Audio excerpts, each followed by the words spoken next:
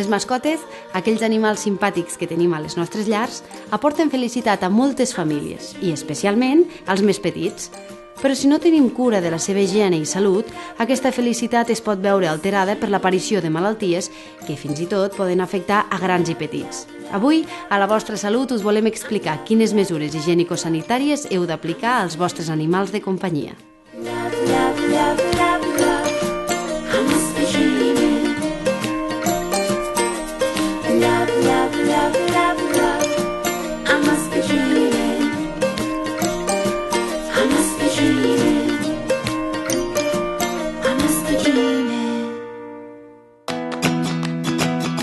En les últimes dècades, la tendència a tenir mascotes ha augmentat considerablement.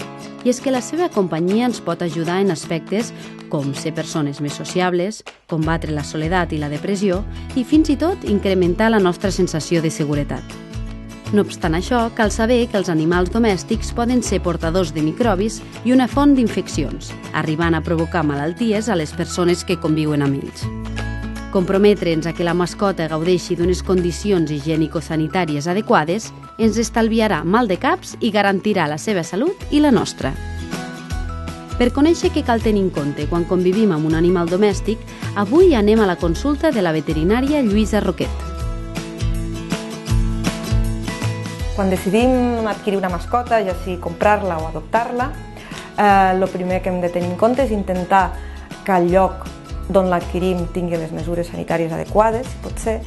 Després, seguidament, hauríem d'anar al veterinari, el més aviat possible, perquè ens faci una revisió general, una desparasitació, tant interna com externa, i després fer la programació del calendari de vacunacions i la identificació. Durant la vida de l'animal haurà de visitar regularment al veterinari, com a mínim un cop l'any, per revisar el seu estat de salut i controlar que el calendari de vacunacions i les desparasitacions es facin correctament. És convenient netejar periòdicament les superfícies on té accés l'animal, amb aigua i sabó suficient.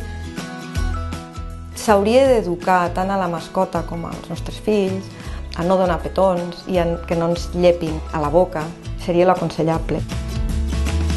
La prevenció és important tant per la mascota com per al propietari, per les dues bandes, perquè implica la salut de la mascota i la salut de la família. Llavors, el principal és prevenir-ho, per no haver de recórrer a tractaments que a vegades són feixucs tant per uns com pels altres.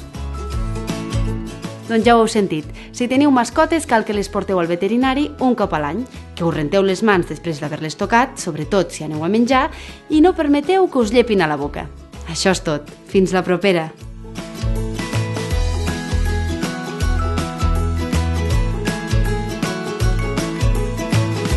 Fundació Crèdit Andorrà, al servei de les persones.